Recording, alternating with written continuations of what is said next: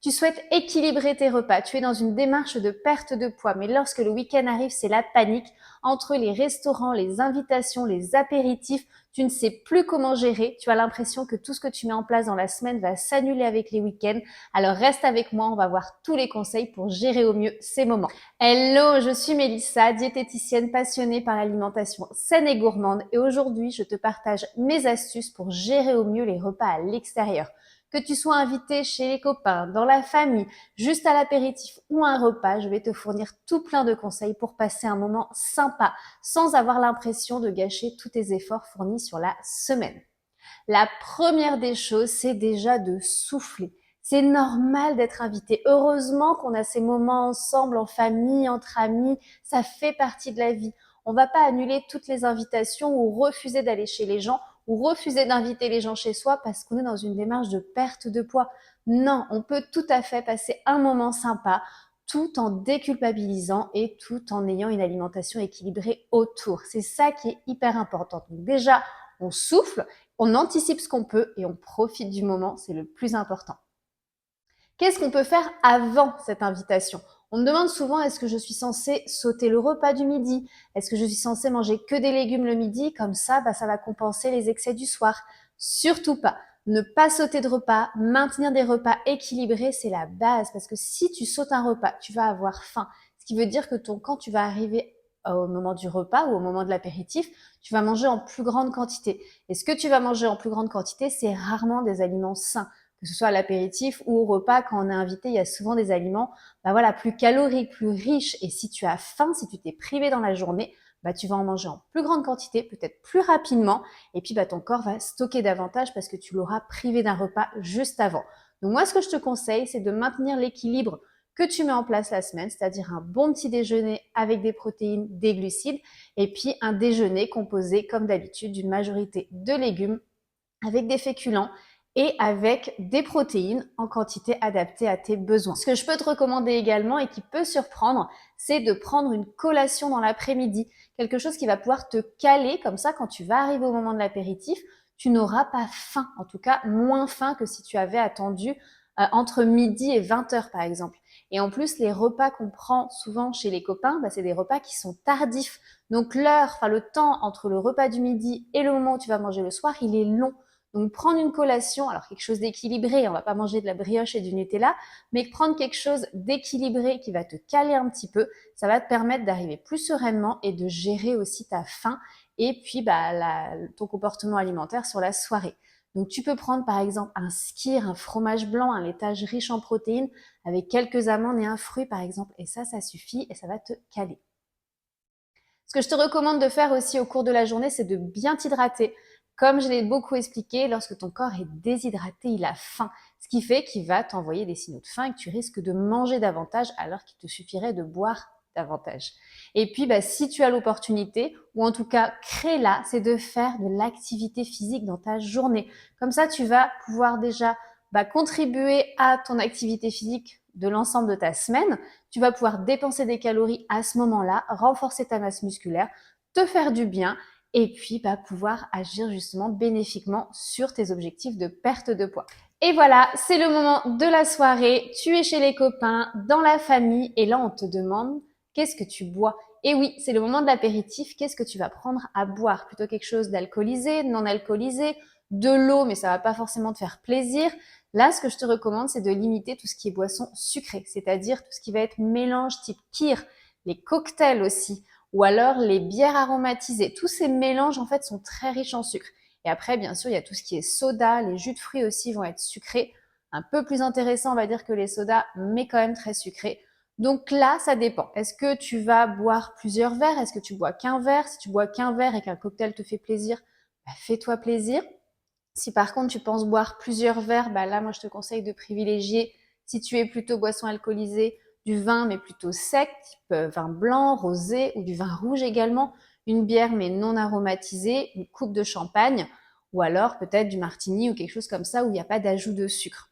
Et puis si tu préfères les boissons non alcoolisées, là ce que je te recommande c'est soit d'aller vers la simplicité, c'est-à-dire de l'eau gazeuse avec un peu de citron, mais tu peux aussi prendre un jus de fruits. Bon là ça va être des apports sucrés, je te le cache pas, mais plus intéressant que le soda.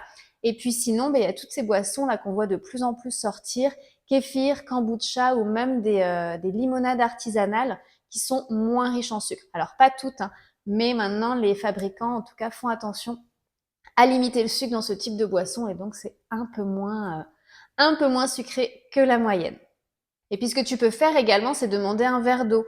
Parce que plus tu vas boire une boisson un peu sucrée, plus ça va te donner envie en fait de manger et plus tu vas aller vers les gâteaux salés. Alors que le verre d'eau va pouvoir un petit peu balancer à ce niveau-là. Et puis pour tout ce qui est sur la table, parce qu'on voit bien à l'apéritif, souvent on a envie de tout manger entre les chips, les cacahuètes, les saucissons, même les crudités, tout ça. Enfin, il y a vraiment de tout. Donc l'idée, c'est bien sûr de privilégier tout ce qui va être le moins riche. Ça va être les crudités, ça va être les petites sauces maison type houmous, sauce au fromage blanc. Il y a aussi tout ce qui va être oléagineux, sans sel, sans sucre, sans les petits fruits secs, mais bon ça c'est pas toujours le cas. Sinon les olives aussi peuvent être intéressantes et puis tout ce qui va être préparation maison. Après, c'est sûr que tout ce qui va être feuilleté, chips, cacahuètes salées ou encore la charcuterie, ça évidemment, c'est beaucoup plus riche. Donc après, c'est une gestion de quantité. Moi, je vais jamais te dire de te priver de certains aliments, de ne rien manger à l'apéritif parce que oui, ça va être riche. Oui, ça va participer à une prise de poids si c'est consommé en grande quantité. Mais si tu es raisonnable, si tu prends des petites quantités de tout, et tu cibles en plus grande quantité si tu as faim les crudités par exemple, fais-toi plaisir, goûte un petit peu de tout, de manière modérée, toujours avec un verre d'eau, comme ça va permettre de balancer un petit peu, et puis mange lentement. Et une autre chose qui marche super bien aussi, c'est ta position par rapport à tout ce qui est présenté. C'est-à-dire que si tu es posé dans un canapé et que tu es vraiment posé devant la table, tu vas avoir beaucoup plus tendance à grignoter.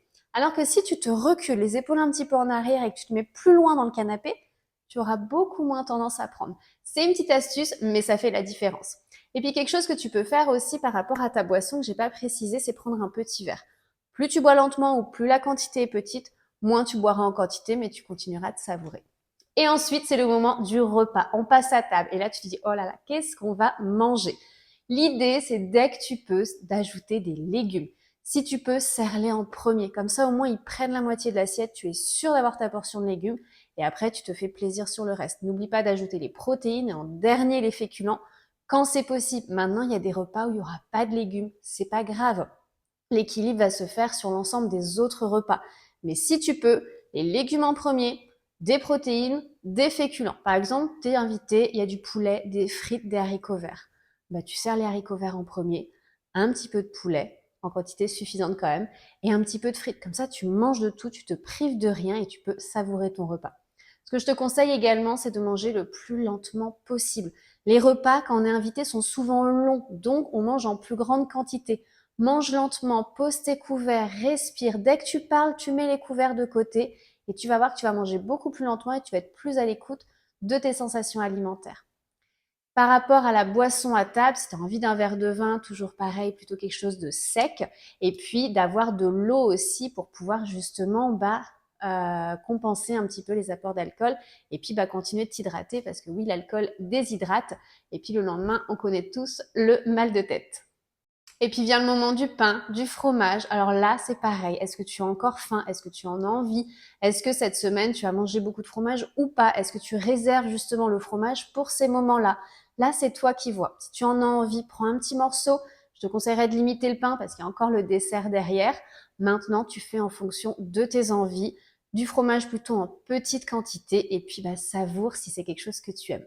Et là vient le moment du dessert et hors de question de se priver. Moi, je suis une grande fan de dessert aussi. J'adore goûter les desserts quand je suis invitée. Il y a toujours des belles surprises. Alors non, pas de privation. On va goûter le dessert et puis on va le goûter une fois. Parfois, on a la copine qui revient avec tous les desserts et qui dit il m'en reste, vous en voulez? Là, bien sûr, on essaye de limiter. Mais le dessert, on ne s'en prive pas, sauf si c'est quelque chose que tu n'aimes pas, bien sûr.